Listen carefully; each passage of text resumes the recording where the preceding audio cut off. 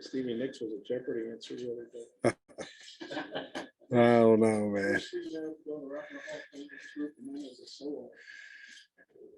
All right, we start with questions. Tom, you want to get us going? I don't have anything. I mean, I got a lot, but opening question is pressure. I will ask you about your running back situation. Yeah. Is this the trend in college football to go with several guys, and how does it play for you guys? You know, I don't know that. I know I believe in this league. It's such a big league, a physical league that you're probably not going to. A lot of teams don't have a feature back. They'll do it kind of by committee.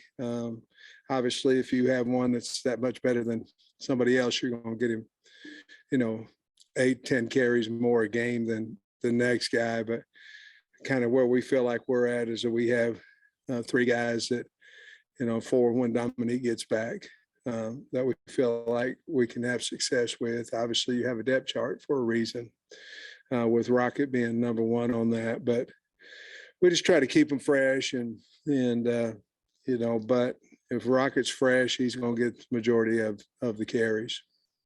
Following up on that, what's the latest on Dominique? When do you expect him back? And B, do you recruit to that? Like, hey, we're going to have a running back by committee thing, and you're not going to have as much wear and tear on your body. Yeah, I think anytime that you have the situation that we have, where we're playing several, you have to find in recruiting the positive about that.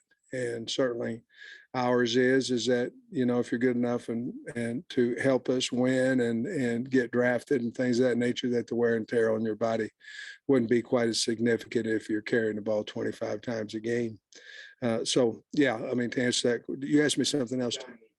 Dominique, we had to talk about that this morning in our staff meeting with Dave. I feel like he'll be able to do some things, maybe not the first week as far as team-oriented type things, but he's progressing well. He's ahead of schedule. And so I don't know if we'll have him for the Cincinnati game or not, but I feel like we're going to have him majority of the season. Coach, on the Malik Hornsby at wide receiver, if KJ's the quarterback, how much time do you see Malik playing wide receiver? Well, I'll tell you this, we are formatting our practice so Malik can do both. In the past, we've gone 1s and freshmen and then 2s and 3s on the opposite field. But this year we're going to go 1s and 2s, and that way we can keep Malik on that field so we can practice him at wide receiver. I'll just say this, I've told him that we need him on the field. Now he has to earn the right to get on the field, but we need him on the field. I think he's an excellent football player. So we are going to obviously give him, there's a fine line, give him an opportunity to win the job, but at the same time, give him an opportunity to win the wide receiver spot too. So we've got a plan for it. I hope it works. We feel like it will. Do make him more of a wide receiver than a quarterback. Is he still your backup quarterback, or does Fortin probably move into that? What afforded us to do this in the first place was Cade Fortin. I think we all have a lot of confidence in him. And so that kind of afforded us, and if you don't have a 3 that's ready, then you better not move your number 2 quarterback out to wide receiver, but with Fortin and how he came on this spring, we felt like we were able to do it. And as soon as, honestly, the first time Fortin took us down in a 2-minute situation, after that day is when we really started thinking about Malik playing wide receiver at that point.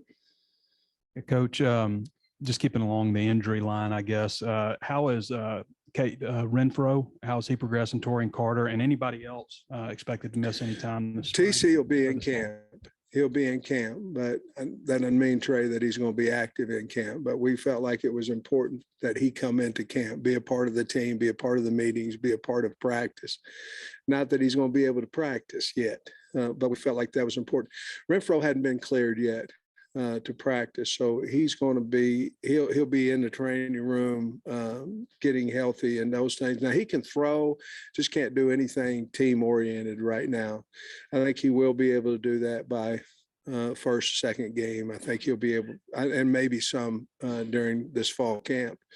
But with that said, he's not going to get here.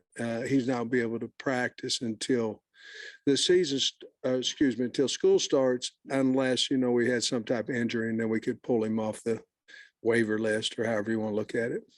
Anybody else, Landon Jackson, Manny Powell, any of those guys going to miss? No, those are really the only guys, you've hit it, that would be, well, Ja'Cory Turner would be in the green, but he can practice. The rest of them, well, I think we're in good shape. With Dax Courtney medically retiring, that's unfortunate, obviously. Yeah. Does that put you guys down to 83? I think last time we talked to you, you were 84. Okay. Any plans with those scholarships? I don't know. If you had a guy that was exceptional, that transferred after the portal transfer deadline, in other words, he could transfer, he could be on scholarship, but he couldn't play this year. If we found somebody like that that could go through practice and then, and all those things and be up in the spring, we might do that. But that would be really the only answer to your question right now. Pretty optimistic about the D line at media days. I guess just having seen those guys this summer, what maybe shaped your outlook and maybe what excites you or concerns you about the group? Well, I really don't have any concern. Well, yeah, I do. I mean, we've got to find a pass rusher out of that group, and pass rushers don't have to be edge guys. They can be rush the passer from inside as well. Trust me, I've had to block a lot of them in this league, but we went out and we were fortunate enough to get Landon Jackson. Dorian Gerald coming back would have somewhat of an answer there as well. I think the guys we have in Zach and Stu and some of those guys on the edge, Eric Thomas had a better one. Jordan Dominic is a guy that we specifically went out to help us at that position, but to go rush the quarterback. So he wasn't here, so that one, Jackson wasn't healthy. He is now. Dorian Gerald wasn't healthy. He is now. So we'll see if some of those guys can help us rush the passer. I feel like we can. On the inside, I've been really pleased with Terry Hampton. I think he's got good explosion. He's not very tall. He's got built-in leverage, and certainly Taylor Lewis had a good summer too. But losing Torian for a while definitely hurt us. Isaiah Nichols took over the leadership role in that room. I think Deke Adams done a really good job of going out and recruiting. And so we'll see what we have. That's probably the most, even more so than wide receiver, in my opinion. That's probably the group where you go, okay, we need some things to happen. We think that we have the people for it to happen, but probably that's the biggest question mark possibly on the team. But I'm very confident about that group. I think we've done a nice job of developing the ones we have and throwing a few more out of the portal in there. Sam, I think you said in Atlanta that Tykees Crawford had really, performed well and deserved a chance to go on the field. Well, where do you see him starting off in camp, and where would he be competing? Tykees is going to start off at tackle. I think Cody and I had a long conversation about him, and Dalton is a guy that's we want him to stay healthy every game, but I don't know that he can play every single rep of every game. I don't know. He's got some issues, some physical issues, injury wise. And so we're going to solidify that right tackle spot first. We're also going to move him in at right guard. I just think the guy's a really good player, and I think he needs to help us. And so we're going to keep him on the right side right now, right tackle, right guard, see if he can't win one of those spots. If he doesn't, he's going to play a lot of ball for us either way. We talked about left tackle as well. but I think the best thing for him for playing time is to keep him on that right side and let him learn two positions. Before the portal came into being, it was almost unheard of for guys to transfer within the conference because, coaches would understandably block, Yeah. you don't want to play against. And now you look at SEC rosters and you lose guys to SEC teams, you get guys from SEC teams. It's all over the place. Just wonder what you think about that. Well, it's hard to say anything negative about it whenever we're doing it too. You know what I mean? When we're going and getting players from LSU and Georgia and Alabama, what it is. I think originally in the portal, I thought it was for kids that were over recruited. In other words, they'd come to Arkansas. Mistakes, not the word, but we over recruited them. They can't play here. Allow them to be able to move without punishment to a MAC school or to somewhere else. And I know MAC plays really good ball too. I don't mean that negative either. But really, what it's come down to now is a lot of it is I'm not playing as much as I want to. I see somewhere else that I can go to and play right away. Some of it has to do with NIL money. It's managing your roster right now is the hardest thing to do. And in my opinion, as a head coach in college football right now, it's hard. But I think if we're going to transfer within, I think you have to transfer within the conference if you're going to have the transfer rule, because most of the time the players that we're looking for are in this league. And so I guess I'm for the rule that we're not separate than anybody else, I guess. Coach, I think Gregory worked exclusively at end in the spring, but with getting Gerald back after the spring, does that, he's 6'4", 305 or so. Does that give you the option to work him inside maybe some? Yeah, Eric's got a lot of value for us because he certainly can play end when we're in our 3-down line. He certainly, when we're in a 4-down configuration, he certainly could play inside as well. So he's got a lot of value there, but it's just because he's worked so hard and he's strong and he can run. So I do think there'll be some definite experimentation with him inside and outside. You mentioned in a recent interview, you named off, I think, 6 wide receivers that probably the top guys right now, but there's Landers was one of the guys you mentioned, who's a newer addition. I was wondering if you could tell us what you thought about him, and then also a couple of other guys, freshmen, Isaiah Satega and Samuel Bakke. Mm-hmm. And we got Quincy as well, but I know you didn't mention him because he was here in the spring. Isaiah has very good ball skills, can separate. He's exactly what we thought he would be. Bakke is a big, long, physical guy, can run. We like him as well. We think we hit on all 3 of those guys there. Who else did you ask about? I'm sorry. Like what kind of Matt is a guy, I knew from Georgia when I was there. Certainly looks different than what he did when he was a freshman.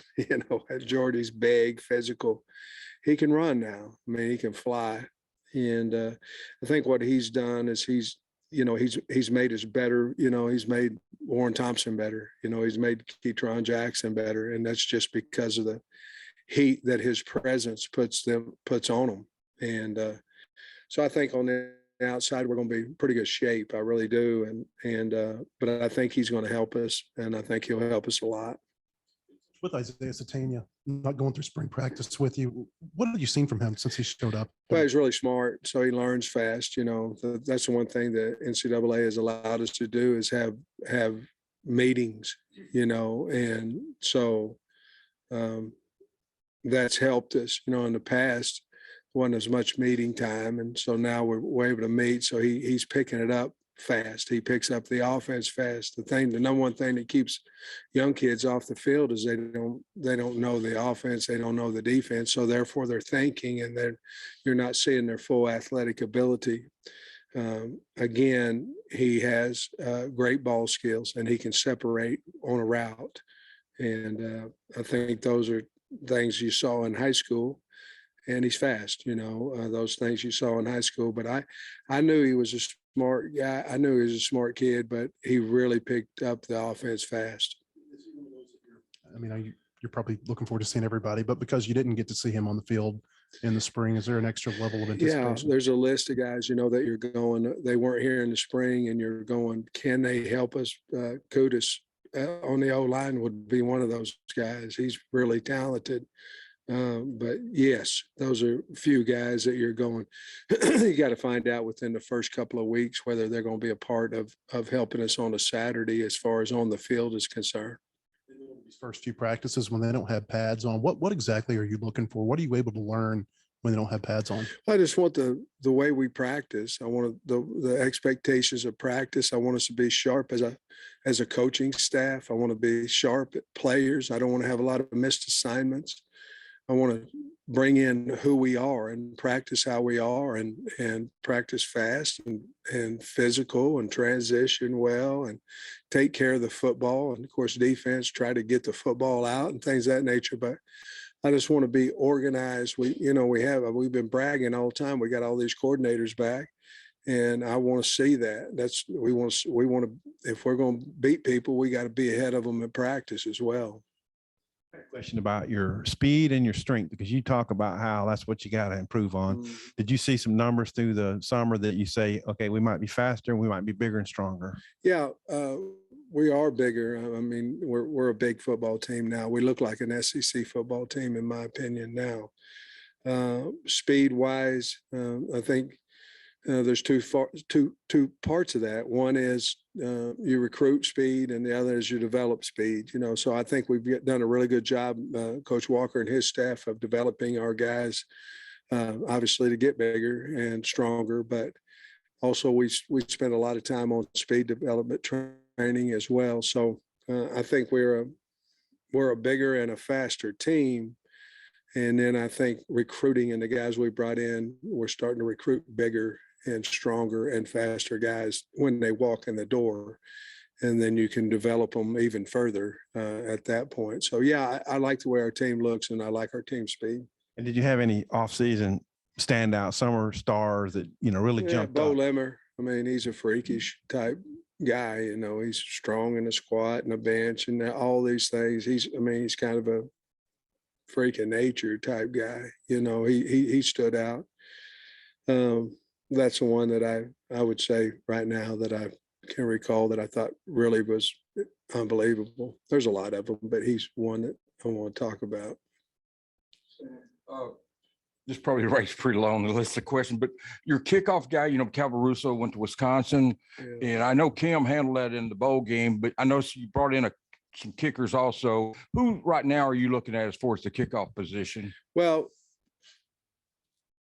Bates is a guy that can kick. And, obviously he had full ride offer to, I don't know how many, but I know at least one other SEC football team. So it'll be between him and Bates, Cam Little and Bates. I think they're both kicking it, 6, 7 deep right now on average. But Vito was valuable now. I mean, that's a valuable deal when, Scott and I sitting there and we're ahead, and I don't know, I think it was Mississippi State game even. And I go, we'd sit there talking about what we want to do. And Scott said, well, let's just kick it out. And I said, well, you damn sure better kick it out. I mean, if we're going to do that, we'll get booed out of the stadium in here. And he booted that thing out of there, but a lot of value there when you don't necessarily have to defend a kickoff return from somebody else's team. So we feel like we have them. Obviously, I think Scott would like for Bates to be that guy, so Cam could just kind of really concentrate on field goals. But whomever wins this spot is going to be the one that kicks the furthest and the highest and the most consistency. Reed's still ahead in declining, Reed Bauer. Yeah, as we go today, Max is right there close to him, but Reed would be the starter if we went out and played Cincinnati today. And then Stein, is he or Castro? Who's the long snapper? Stein's probably leading that race right now. I was wondering if you had any surprises for us, maybe stuff we wouldn't, like last year, you moved a bunch of guys to tight end to try them out there. We don't need to anything move. on We the got more plan? tight ends than anything. We don't need him. I mean, we got plenty. We need them in recruiting, but any moves that we're making that you might not know about? I don't think so. I don't think we've really, I don't think so. You know, y'all asked me about Malik, and I don't think so. I think right now we're pretty open, honest book right now. You're going to be at practice, so you'll figure it out anyhow. Everybody wants to have a beer with you, and Okay. people talking about adopting Arkansas as their other team and all that stuff. I was wondering, do you feel like that maybe because people don't view you as threatening, and how do you change that? How do you get more people to dislike you? Well, I think, you know, I'm not, it's not me versus Jimbo or me versus Nick Saban. It's our team versus their team. And that's how I always kind of looked at it. I like the guys. I like the head coaches in the SEC but I want to mind my own business. You know, I ain't worried about somebody else's business. I'm just worried about mine and our team and what we do. And I think you can cause some friction and some problems whenever you worry about somebody else's team. If I want to worry about their team, I'd go interview for the job, you know. And it got nothing to do with me. So that's kind of how I feel about it. But I think, you know, I rant, but I don't know. I just answer your questions, and I am who I am. So some people like it, some people don't, but I don't know how to answer the question really. It was a difficult one. Cam Ball is a guy that you guys talked about a lot last year. You're able to redshirt him, but with Carter having the injury, how big is it for him to have had a good offseason? And Big. where do you see him right now? Well, he's got to step up. I mean, right now he'll be one on the depth chart, and he's got to step up and be that guy. You know, obviously we went out and got Paris and I mean, it's Taylor Lewis and Terry Hampton. And so Marcus Miller's got to come on. It's his year. His knee's healthy now, but Cam's got to step up. He worked his butt off down there on the scout team last year and got knocked around a few. But it's his year. He's got the physical tools. He's got the size. He got the strength. I think he'll be a fine player for us, but he needs to. We need him to. Just to clarify, when you guys come out in 3-2-6, it'll be the first week. He'll be starting for us in our 4-down. He wouldn't be that starter right now in the 3-down look. Being a faster team earlier, who are some of the guys that y'all are eyeing maybe as return men, either punt or kickoff? Well, that was a nice topic of conversation between us all too. But I think Bryce Stevens is a guy that we believe in that could be a nice punt returner. Jaden Hazelwood's done a nice job back there, as well as Slusher. Kickoff return. I like Day. I like Ladarius Bishop back there. Slusher's another guy that I think would be good. They threw Rocket's name out, and I threw it out. They threw it out to me, and I threw it out. But he ain't doing that. AJ Green's another guy that I think now with a year under his belt that we just got to have a guy hit it. And so those are a few names I think will be in that battle. Satagna is obviously one of those guys in punt and kickoff return that we're certainly going to look at as well. Coach Nate wanted to ask a question, Nate Allen. Mm-hmm. He wanted to ask how much did it benefit KJ to sit behind Felipe and learn from him in 21 and then Malik last year? How much benefit is it for those guys? I think Malik's night and day better for quarterback than what he was last year. I do. And I think it benefited him big time. And I think that says a lot about Malik. It also says a lot about KJ. You know, when Malik went in the transfer portal over the bowl, whatever, KJ was the biggest one trying to get him back. And then you go back to Felipe and KJ's relationship, and it was unbelievable. And they're close now. And but he helped. I mean, Felipe helped KJ, but it takes two people, you know, to understand where you're at on the depth chart and understand that there's still competition, but understand what it's like today. And today I'm 2 and you're 1. So let me learn from you, you know, if that makes sense. Did you see a much better example though of a backup staying ready than KJ did to come in from Felipe in that last game against Missouri? Well, I guess the next last game of the season against Yeah. Missouri, but just come in, put 50 points, the most points you scored all season. He did it that day. Yeah, he's unbelievable. Yeah. I mean, he stood in the pocket. He made great decisions. I mean, that was week 9 and on the road. And for him to be poised like that and what he did certainly was incredible. We didn't win the game, but it certainly didn't have anything to do with his performance. I mean, his was outstanding. KJ's kind of been flying under the radar as far as, you know, the league's QBs, and there's been some talk about him being underrated. Do you guys try to It's insulate Arkansas, him? though. That's true. And that's just what it is. Do you guys Which try is to fine. insulate KJ from those kinds of expectations, or how does he kind of respond to that? No, I mean, it's just everybody has their own way of getting motivated, you know, and I think he uses that kind of stuff a little bit. You have to ask him, but I would assume he uses that in some of his motivation and his preparation. We don't always need somebody to talk bad about us to motivate us, you know, but a lot of times when that happens, there is some type of, well, I'll show you type thing. And I think that's KJ's got a little bit of that in him, along with he just, you know, he wants to be good no matter what people say. I guess I'd look on it the other way. If they talked about how great he was all the time, I don't think he'd be less of a player, I guess, you know what I mean? But we kind of thrive on that kind of stuff. That's kind of who we are. We like it that way. Sam, I don't know how many camps this will be for you, probably about 40, I guess. Going into your 3rd year as an SEC head coach. Dang, Bob. I've been doing this that long too. I mean, how excited are you? And did you have a good summer? Do you feel refreshed? Kind of what's your attitude going into Well, I'm camp? really excited. I was walking in here a while ago. I was going, this is year 3 and I'm still here, you know, and I'm like, thank you. No, I think this is 37 maybe or something like that for me.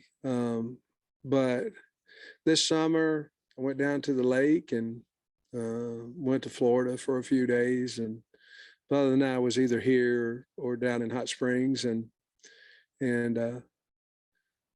had a great time. The summer program went well and got to get, you know, Hot Springs is close enough where I can go down there a couple of days and come back and see the players and things of that nature. And I really enjoyed it, you know, and I love it down there. I love Fayetteville too, but I really enjoy Hot Springs, and Jamie and I had a really good summer, and just like the kids did, I hope. And they've been off for a week now. I think you do have to let the players exhale a little bit before camp starts. And I think they'll be ready to go as well.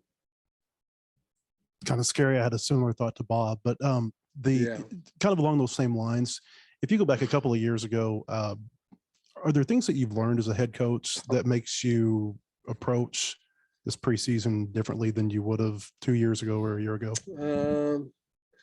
I learned a lot, and I learn a lot. I mean, I make so many mistakes, and I don't mean to. And it's not that I haven't thought about it and things of that nature, but I think people's going to make mistakes just if they learn from them, you know. So I've made a lot of mistakes and have to get better at a lot of things. But I will say this, that I try in practice to do everything we can in practice to where when it's in the game, we're taking our players from, I hope this works, to, hey, we practiced it enough. I know it's going to work. And so everything that you do in practice, that's you think about Saturday and you go, okay, when we're in this situation, are the kids going to hope that we can do it, or are they going to know we can do it because we've got a great plan, we've executed it, and we've done it at practice? I remember when I was offensive line coach and I'm not prepared for something. Shame on me, by the way. And I'm going into the game, man, if they move a lot, I hope they don't move a lot today. I hope they don't twist game us a tremendous amount. Where then you take your game and your coaching into, you know what, if they do, we got this, and this, and we can crush them with it. If they do this, we're ready for it. We've practiced it. Those are probably the biggest things in coaching that I'm continue to try to do. Like I thought we were really good in 2-minute last year. And it was because, in my opinion, we did it so much. Even some of the guys on staff thought it was too much. But I didn't not only want them to be prepared for that situation, I wanted to be prepared for that situation, because at that point in time, it's that last minute and a half that's going to decide the outcome of the ball game. So I'm trying to get better at that. And so everything on our piece of paper and on our board and stuff is I know. And if we can do that at practice, then we've probably done a pretty good job as a coaching staff. But there's a lot of things. Everything keeps hitting, NIL and portal and all. There's something new all the time. And you make mistakes, and then hopefully you learn from them. When you became a head coach, was there a former boss that you had that you tried to simulate what you had done at that practice? And if so, who? Kirby. I mean, we took a lot of things, what Georgia does, a lot. And I'm sure Kirby took a lot of what Coach Saban did. I'm not saying that, but I'm pretty sure. And so we took the template per se of that. And then we modified what we wanted to modify. But certainly we took from when we left Georgia, the template, I guess, of what we felt like was successful. And it was at Georgia, it was at Alabama, it was at Michigan State, it was at South Carolina. I don't know what Shane's doing over there, but I'm assuming he's got some of Kirby's stuff in his scheduling. So Max Fletcher, it looks like he's got all the punts. What do you think about maybe his prospects? Say again. Max Fletcher's prospects in the coming years, all the versatility he might be able to provide. Yeah. I mean, he's got a strong leg. Right now, we're trying to get him to punt it to a spot, a little bit more consistently, but he can kick it, 20 miles high. I mean, he got a strong leg. Right now, the biggest concern we have on him is out kicking our coverage. I mean, so we got to figure that out. We got to either get faster on our coverage team or cut him back a little bit. His brother kicks for Cincinnati. Yeah, really good, by the way. Yeah, I think they got a hell of a long travel is what I think. Isn't that like a 2-day deal or something? I don't know what that is, but I'll be honest with you, I've never met them Zoomed and things of that nature. It'd be great to see them, and we'll see what Max does on that day. But I know his brother's good now and confident, and we feel the same way about Max too. He just hadn't been here as long as his brother been over Cincinnati. You mentioned Ja'Cory. What did he do something in the summer? What's his issue? He hurt his shoulder, but he'll be out there. So you guys will see. He'll be out there in the green, but he'll be going. He's fine. But we're going to play a little caution with him for a couple of weeks. How you doing, man? Y'all doing good? All right. Thank you. Go Hogs.